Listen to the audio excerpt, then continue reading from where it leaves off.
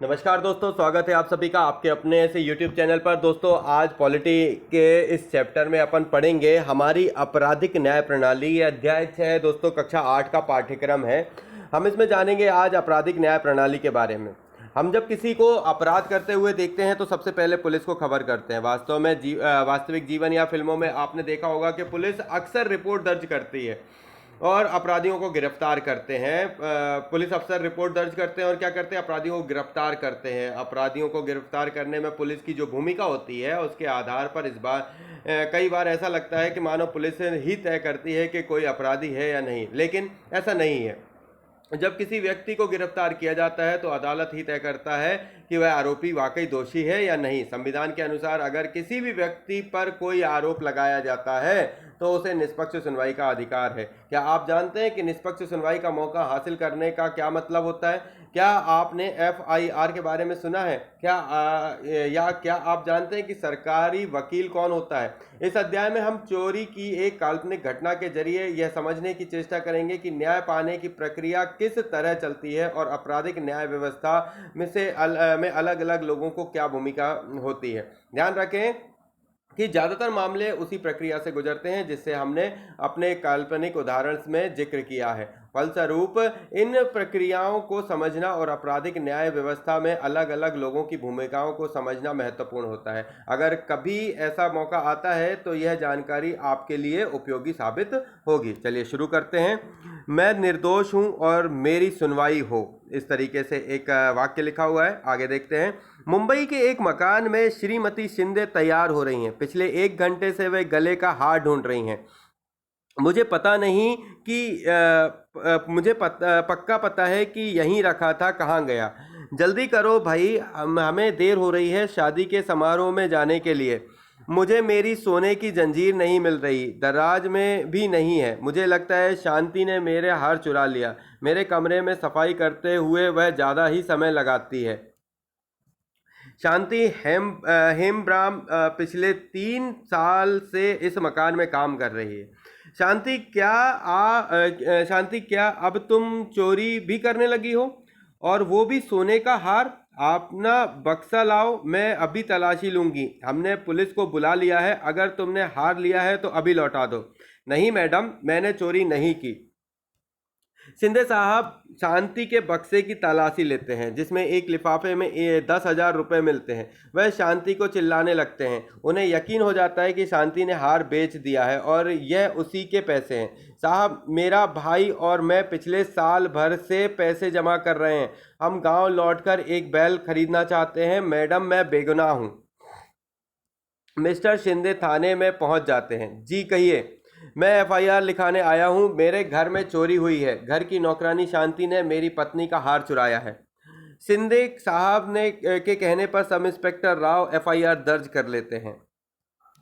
शिंदे साहब sub inspector Rao के साथ घर आते हैं। अब मैं इस चोरी के बारे में श्री शिंदे और उनकी पत्नी से बयान दर्ज करूंगा। रुपए के लिफाफे को सील करके सबूत के तौर पर अपने साथ ले जा रहा हूं और मैं शांति को गिरफ्तार करके थाने ले जा रहा हूं। शांति का भाई सुशील आता है और सब इंस्पेक्टर राव से विनती करता है कि वह शांति को छोड़ दे। उसने सोने का हार चुराया है। तुम अदालत से जमानत का आदेश लेकर आओ। लेकिन मैं वकील को फीस कहाँ से लाऊंगा और उसके लिए कौन जमानती बनेगा? आपने हमारी सारी कमाई तो सील करके अपने पास रख ली है। मेहरबानी करके मुझे थाने मत ले जाइए। मैंने हार नहीं चुराया, यह मेरी मेहनत की कमाई है। सब इंस्पेक्टर राव सुशील को भी 2 दिन तक हवालात में रखते हैं और उसे सब इंस्पेक्टर राव एवं कई कांस्टेबल पीटते हैं और गालियां देते हैं। वे उस पर दबाव डालते हैं कि वह इल्ज़ाम कबूल कर ले। वे उसे यह मानने के लिए कहते हैं कि वह और उसकी बहन शांति घरेलू नौकरों का एक गिरोह चलाते हैं और वह गिरोह घरों में से गहने चोरी करता है और शिंदे के पड़ोस में गहने के गायब होने की कुछ और शिकायतें भी आ चुकी थी। यह सुशील बार बार यही कहता है कि वह निर्दोष है और फैक्ट्री में मजदूरी करता है तो 2 दिन बाद पुलिस उसे छोड़ देती है। अदालत ने 1 महीने बाद शांति की जमानत की अर्जी मंजूर कर ली, लेकिन कोई भी 20,000 रुपये के लिए उसका जमानती बनने को तैयार नहीं था। नतीजन जमानत के बावजूद वह जेल में ही पड़ी रही। वह गहरे सदमे की हालत में है और वह डरी हुई है कि मुकदमे का क्या नतीजा निकलेगा, मेरा क्या होगा। मैंने तो कुछ गलत नहीं किया, सिर्फ मैडम के शक की वजह से मैं सलाखों के पीछे आ गई हूँ। और हम लोगों ने जो पैसा बचाया था वह भी हमारे पास हमें वापस नहीं मिल पाएगा, कभी हमें वापस मिल पाएगा। पुलिस ने मजिस्ट्रेट की अदालत में आरोप पत्र दायर कर दिया। अदालत की ओर से आरोप पत्र और गवाह के बयानों की एक नकल शांति को दे दी जाती है। शांति अदालत को बताती है कि चोरी के इस झूठे इल्जाम से बचने के लिए इसके पास कोई वकील नहीं है। मजिस्ट्रेट महोदय शांति की दलील सुनकर अधिवक्ता कमल राय को सरकारी खर्चे पर बचाव पक्ष का वकील बना देती है। संविधान के अनुच्छेद 22 के अनुसार प्रत्येक व्यक्ति को एक वकील के जरिए अपना बचाव करने का मौलिक अधिकार प्राप्त है। संविधान के अनुच्छेद 39A में ऐसे नागरिकों को वकील मुहैया कराने की जिम्मेदारी राज्य के ऊपर सौंपी गई है जो गरीब या किसी और वजह से वकील नहीं कर सकते, है ना। अधिवक्ता कमल राय शांति से अदालत में मिलते हैं। ये मेरे मुकदमे के कागज हैं। अधिवक्ता कमला राय शांति से अदालत में मिलती हैं। ये मेरे मुकदमे के कागज हैं। मेरे मालिक ने हार चुराने का झूठा आरोप मुझ पर लगाया है। उन्हें शांति के बक्से में 10,000 रुपये मिले थे। उन्हें लगता है कि उसने हार बेचकर ही ये पैसे हासिल किए था, लेकिन यह हम दोनों की बचत का पैसा है। अदालत शांति पर आरोप लगाती है कि उसने श्रीमती सिंधे के सोने का हार चुराया है और चोरी के हार को बेचकर शांति को जो 10,000 रुपये मिले वे उसके पास पाए गए हैं। मैं निर्दोष हूं और मेरी सुनवाई हो। सरकारी वकील राज्य की ओर से मुकदमा में हाजिर होता है। वह श्रीमती और श्री सिंधे को मुख्य गवाह के रूप में पेश करता है। अब बताइए श्रीमती सिंधे, आपका हार किस तरह गायब हुआ। मैंने सोने का हार दराज में रखा था, शांति ने उसे चुराया है। शांति के अलावा और कोई व्यक्ति मेरे कमरे में नहीं जाता। मिस्टर सिंधे ने मेरे सामने उसके संदूक की तलाशी ली। वहां लिफाफे में 10,000 रुपये देखकर हम तो अचंभे में पड़ गए थे। शांति को यह पैसा मेरा हार बेचकर मिला था, वह चोर है। इसके बाद अधिवक्ता राय श्रीमती सिंधे से जिरह करती हैं। तो आप यह कह रही हैं कि आपने शांति को चोरी करते हुए नहीं देखा और ना ही आपको शांति के पास चोरी का हार मिला। पिछले 3 साल से जब से शांति आपके पास घर पर काम कर रही है तब से कोई भी चीज आपके घर में चोरी नहीं हुई। आप हर महीने उसे 1,000 रुपये पगार भी देती हैं। अधिवक्ता राय बचाव पक्ष से गवाह के तौर पर सुशील और उसके मालिक से कुछ सवाल पूछती हैं। दोनों पक्ष के बयानों के आधार पर सुश्री राय यह साबित कर देती हैं कि शांति के संदूक में मिले 10,000 रुपये सुशील और शांति की कमाई की रकम के भी हो सकते हैं।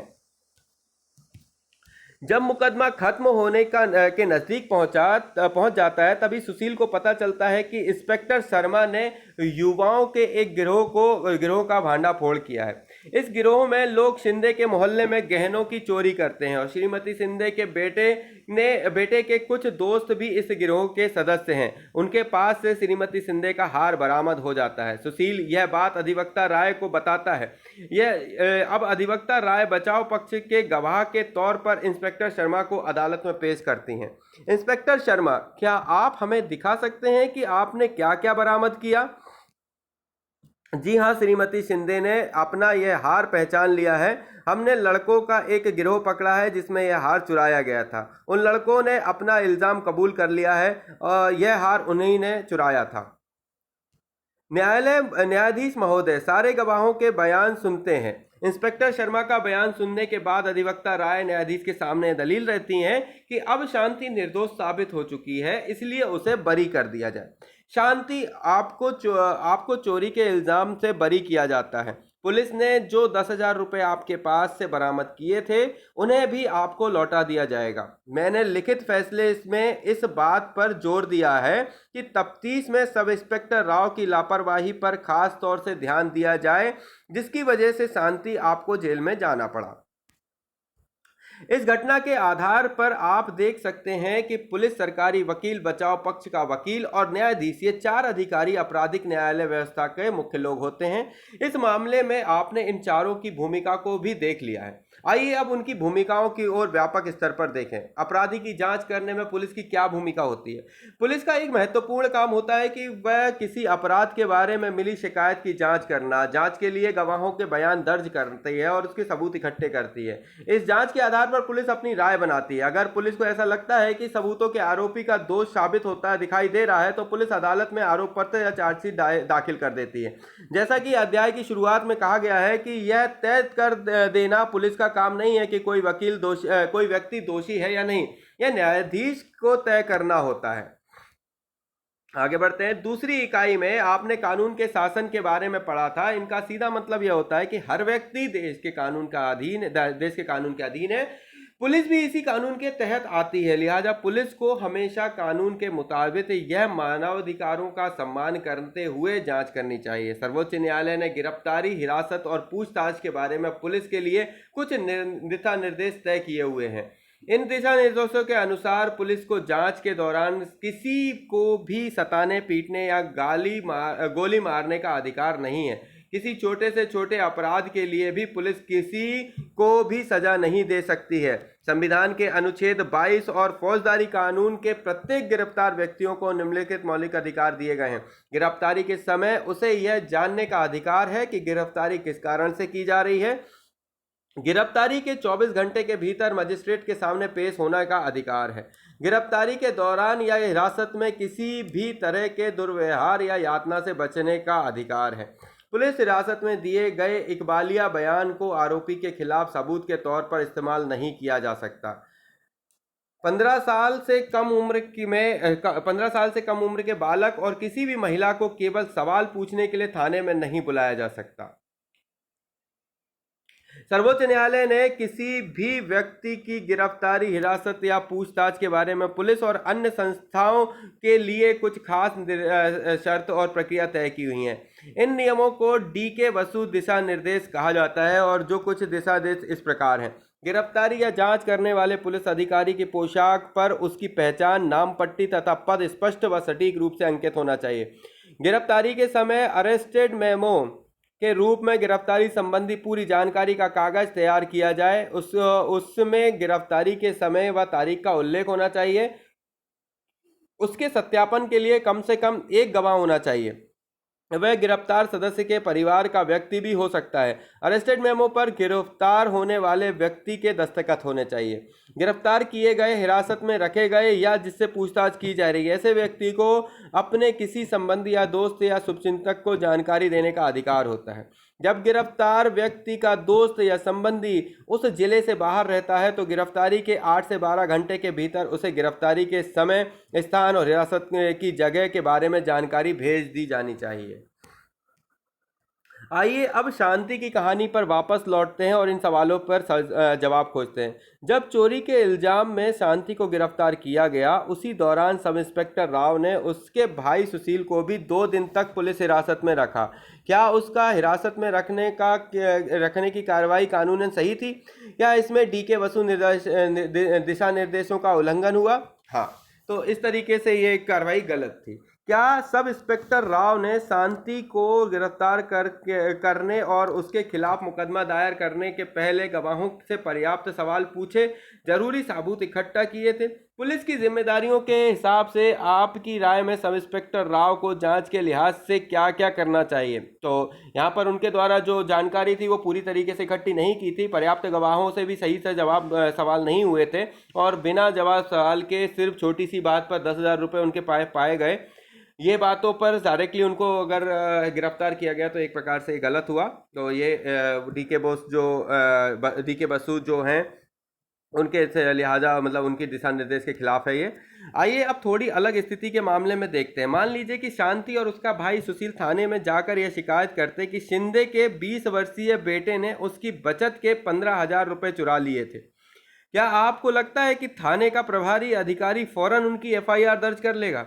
ऐसे कारक लिखिए जो आपकी राय में एफआईआर लिखने या ना लिखने के पुलिस के फैसले को प्रभावित करते हैं। वाकई में ये पॉसिबल नहीं होता।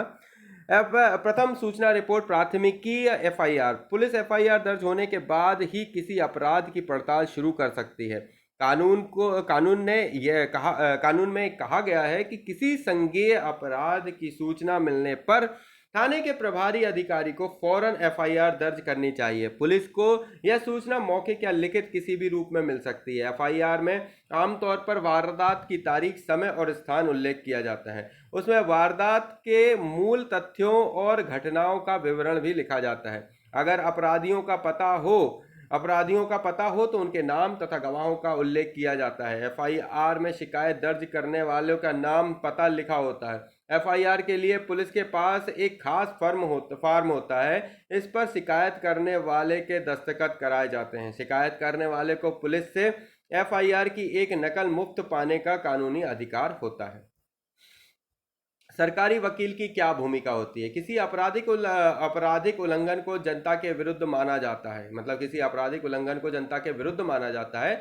इसका मतलब यह है कि वह अपराध केवल पीड़ित व्यक्ति को ही नुकसान नहीं पहुंचाता बल्कि पूरे समाज के प्रति अपराध होता है। आपको पिछले अध्याय में दहेज के लिए सुधा की हत्या की घटना याद है। आरोपी लक्ष्मण और उसके परिवार के खिलाफ यह मुकदमा राज्य की ओर से दायर किया गया था, इसलिए इस मुकदमे को राज्य दिल्ली प्रशासन बनाम लक्ष्मण कुमार एवं अन्य का नाम दिया गया था। इसी तरह शांति वाले मुकदमे को भी श्रीमती सिंधे बनाम शांति हेमब्राम की बजाय राज्य बनाम शांति हेमब्राम के नाम से जाना जा सकता है। अदालत में सरकारी वकील राज्य का पक्ष प्रस्तुत करता है। सरकारी वकील की भूमिका तब शुरू होती है जब पुलिस जांच पूरी करके अदालत में आरोप पत्र दाखिल कर देती है। सरकारी वकील की इस जांच में कोई भूमिका नहीं होती, उसे राज्य की ओर से अभियोजन प्रस्तुत करना होता है। न्यायालय के पदाधिकारी के रूप में उसकी जिम्मेदारी है कि वह निष्पक्ष रूप से अपना काम करे और अदालत के सामने सारे ठोस तथ्य, गवाहों और सबूत पेश करे, और तभी अदालत सही फैसला दे सकती है। न्यायाधीशों की क्या भूमिका होती है? न्यायाधीशों की वही हैसियत होती है जो खेलों के अंपायर की होती है। वे निष्पक्ष भाव से और खुली अदालत में मुकदमे का संचालन करते हैं।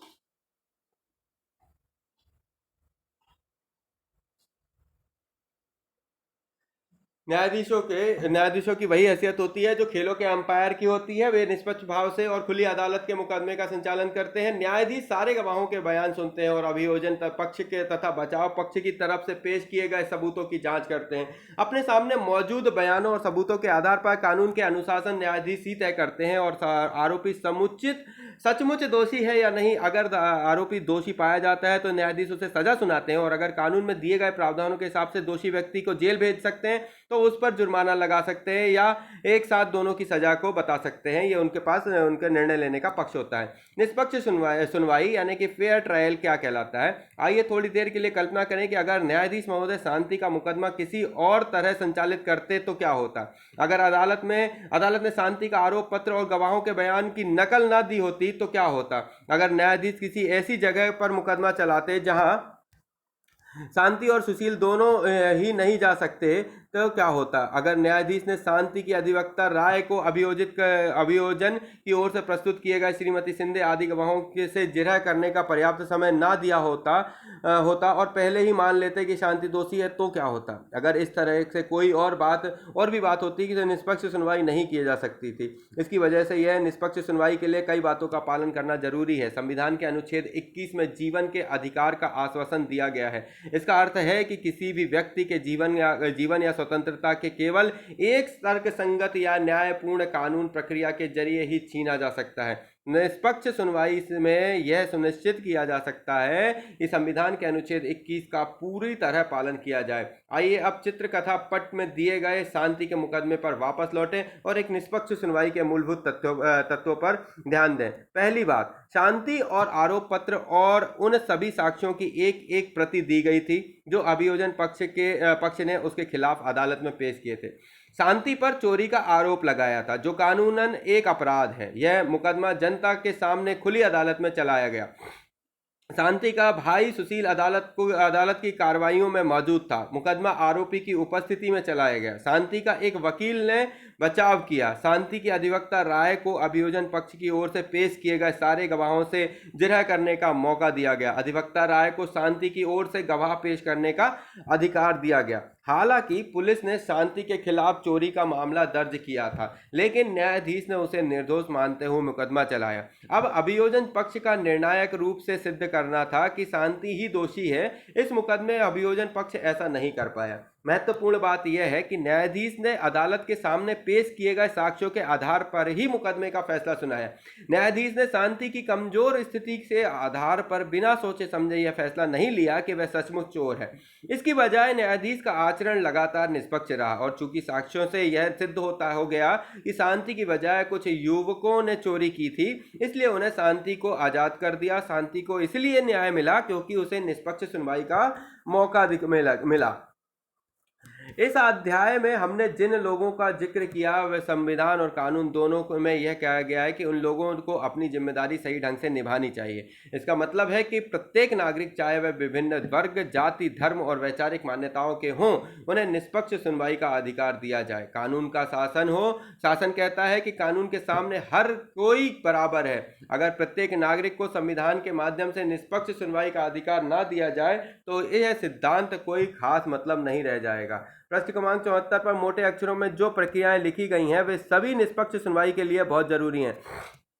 शांति के मुकदमे के लिए विवरण के आधार पर अपने शब्दों में लिखे गए निम्नलिखित प्रक्रियाओं को आप क्या मतलब समझोगे? खुली अदालत होती है जहां पर क्या है, सभी जनता के सामने जो होते हैं निर्णय लिए जाते हैं। उसमें अदालत जो है खुली जनता के सामने निष्पक्ष निर्णय लेती है।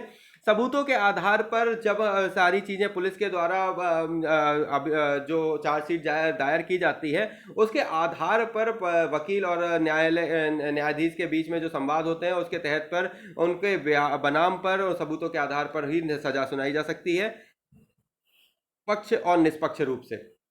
अभियोजन पक्ष के गवाह से जिरह, मतलब जिस तरीके से दो वकीलों के पक्ष और विपक्ष के रूप में जिरह किया जाता है, इससे ये पता चल सके कि वाकई में इसमें कितनी शक्ति है कि यह मतलब गलती हुई है या गलती नहीं हुई। अपनी कक्षा में चर्चा करें कि अगर शांति के मुकदमे में निम्नलिखित प्रक्रियाओं का पालन ना किया जाता तो क्या हो सकता था। अगर उसे अपने बचाव के लिए वकील ना मिलता तो फिर उसे कोई भी नहीं जिता पाता। अगर अदालत उसे निर्दोष नहीं मानते तो नहीं मानते हुए मुकदमा चलाती तो क्या होता, फिर उसका बचना मुश्किल हो जाता।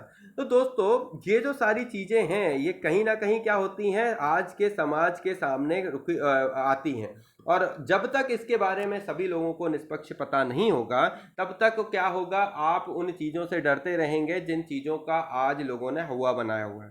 चलिए आगे देखते हैं। इन कुछ शब्द संकलन है हमारे सामने। आरोपी, इस अध्याय के संदर्भ में ऐसे व्यक्तियों को आरोपी कहा गया है जिस पर अदालत ने किसी अपराध के लिए मुकदमा चलाया गया। मतलब आरोपी कौन होता है? ऐसा व्यक्ति को आरोपी कहेंगे जो जिस पर अदालत ने किसी अपराध के लिए मुकदमा चलाया हो, है ना, जिस पर व्यक्ति पर अदालत ने अपराध के लिए मुकदमा चलाया हो। संज्ञेय कौन होता है? इस अध्याय में उन अपराधों को संज्ञेय अपराध कहा गया है जिनके लिए पुलिस किसी व्यक्ति को अदालत की अनुमति के बिना भी गिरफ्तार कर सकती है। जिरह, जब कोई गवाह अदालत में अपना बयान देता है तो दूसरे पक्ष का वकील भी उससे कुछ सवाल पूछता है जिससे उसके पिछले बयान को सही या गलत साबित किया जा सके। इसे जिरह कहते हैं।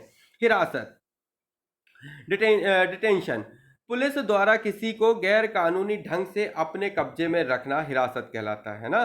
निष्पक्ष, इसका मतलब है स्पष्ट या न्याय संगत व्यवहार करना और किसी एक पक्ष का समर्थन ना करना। किसी अपराध का आरोप लगाना, जब न्यायाधीश आरोपी को लिखित रूप से सूचित करता है कि उस पर किस अपराध के लिए मुकदमा चलाया जाएगा तो इसे अपराध को आरोप लगाना कहा जाता है ना। गवाह, जब किसी व्यक्ति को अदालत में यह बयान देने के लिए बुलाया जाता है कि उसने मामले के संबंध में क्या देखा, सुना या जाना तो उसे गवाह कहा जाता है। तो ये जो क्रम था जानने का, सीखने का, वो हमने देखा और इसी तरीके से हमने बहुत सारी चीज़ें सीखी। और काफ़ी कुछ हमने इस चैप्टर से सीखा दोस्तों, काफ़ी चीज़ें हमें समझ में आई, हमने बहुत सारी चीज़ों को इधर पे जानते हुए आगे बढ़े। तो ये जो प्रक्रम था, ये प्रक्रम कहीं ना कहीं हमारे क्या था, काम का था। हमने शुरुआत में ही इस चैप्टर में पढ़ा कि आपराधिक न्याय से जुड़ा हुआ इसमें जो चित्रपट है वो उससे जुड़ा हुआ बहुत प्रकार का क्रम जो न्यायालय में चलते हैं वो एज यूजल सेम टाइप के होंगे। कुछ एक मामले होंगे जो हो सकता है थोड़े से डिफरेंट हो, तो ऐसे सभी मामलों के लिए यही प्रक्रिया दोहराई जाती है, यही प्रक्रिया चलती है और इन्हीं सभी के अनुसार हमारी आपराधिक न्याय प्रणाली कार्य करती है। तो दोस्तों इन्हीं सभी क्रमों को लगातार एनसीईआरटी के द्वारा आप सभी के सामने लाते रहेंगे। पर आप सभी से एक निवेदन करते हैं कि आप हमारे चैनल को सब्सक्राइब करिए, चैनल को लाइक करिए और शेयर जरूर करिएगा दोस्तों, ताकि और बहुत सारे लोगों तक हम पहुंच सकें और ज्यादा से ज्यादा लोगों को हम अपने एनसीईआरटी के माध्यम से उन तक नॉलेज पहुंचा सकें। तो जब तक हमारे पास कुछ खास नया नहीं है, लेते हैं आप सभी से इजाजत। जय हिंद, जय भारत। थैंक यू दोस्तों।